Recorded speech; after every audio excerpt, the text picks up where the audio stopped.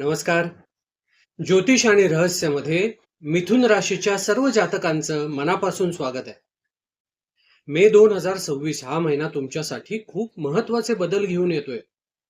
अनेकदा ना आपल्याला काय करायचंय हे माहिती असतं, परंतु ते का करायचंय हे माहिती नसतं आणि त्याची जाणीव नसल्यामुळे आपण पूर्ण क्षमतेने प्रयत्न करत नाही. या महिन्यातील ग्रहांची स्थिती तुम्हाला तुमच्या ध्येयाची जाणीव करून देणारी आहे. या महिन्यात सूर्य उच्च राशीत आहे, उच्चच आहे. तर शुक्राचं आणि बुधाचं महत्वाचं संक्रमण होणार आहे.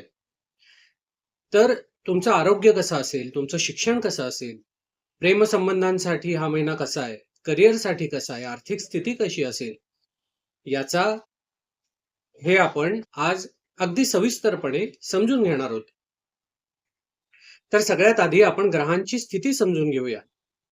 तुमच्या राशीचा स्वामी बुध हा 15 मे पर्यंत मेष राशीत आहे आणि तो तुमच्या लाभस्थानात म्हणजेच 11व्या स्थानात सूर्याच्या बरोबर आहे, जे तुमच्यासाठी अतिशय उत्तम आहे, शुभ आहे. 15 मे नंतर बुध 12व्या घरात प्रवेश करतोय, म्हणजेच वृषभ राशीत प्रवेश करतोय. त्यामुळे तुम्हाला तुमच्या आरोग्याची विशेष काळजी घ्यावी लागेल, आरोग्याकडे विशेष लक्ष द्यावं लागेल.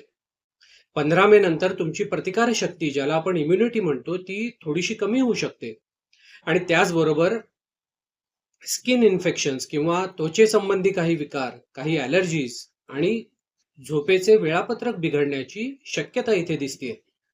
या काळात मानसिक ताणतणाव तुम्हाला जाणू शकतात, त्यामुळे तो टाळण्यासाठी योगा करा, मेडिटेशन करा, ध्यान करा. ते तुमच्यासाठी अतिशय फायदेशीर ठरेल.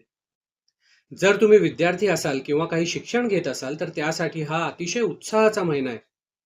गुरु सध्या तुमच्याच राशीत आहे, फर्स्ट हाऊसमध्ये, आणि तो अतिचारी आहे, म्हणजे वाढलेल्या गतीत आहे.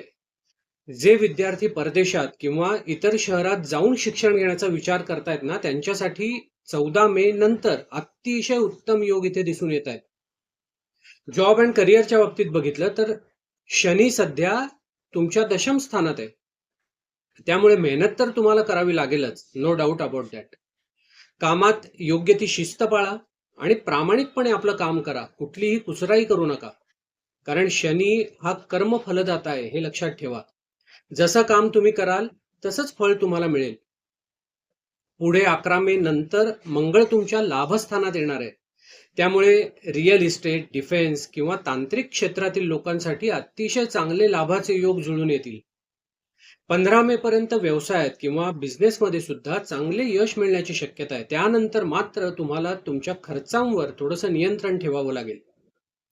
आता बघूयात तुमचे रिलेशनशिप, नातेसंबंध कसे असतील. तर मिथुन राशीच्या व्यक्तींसाठी हा महिना नात्यांमध्ये गोडवा निर्माण करणारा महिना आहे. 14 मेला शुक्र तुमच्या पहिल्या भावात म्हणजेच तुमच्याच राशीत प्रवेश करतोय. त्यामुळे जोडीदारासोबतचे तुमचे संबंध अधिक दृढ होतील, मजबूत होतील.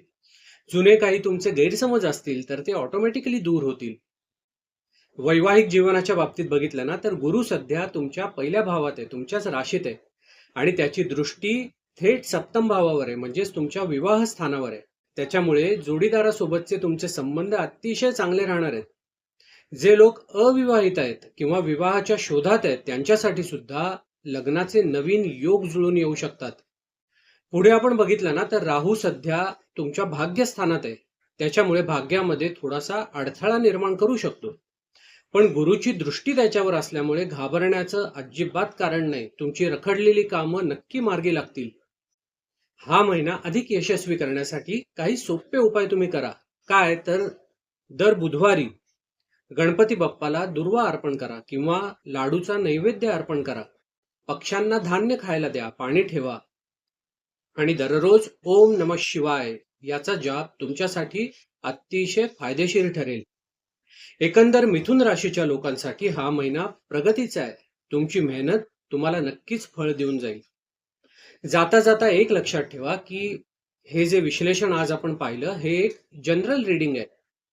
तुमच्या कुंडलीतल्या ग्रहांच्या स्थितीनुसार आणि सध्या तुम्हाला कुठली दशा चालू आहे, महादशा चालू आहे, अंतर्दशा चालू आहे, त्यानुसार ग्रहांचे मिळणारे परिणाम हे बदलू शकतात. त्याच्यामुळे आपल्या कुंडलीचं विश्लेषण करून घेणं हे अतिशय महत्त्वाचं ठरतं. हे विश्लेषण जर तुम्हाला आवडलं असेल तर व्हिडिओला लाईक करा आणि चॅनलला जरूर सबस्क्राईब करा. भेटूयात पुढच्या व्हिडिओमध्ये. श्री स्वामी समर्थ.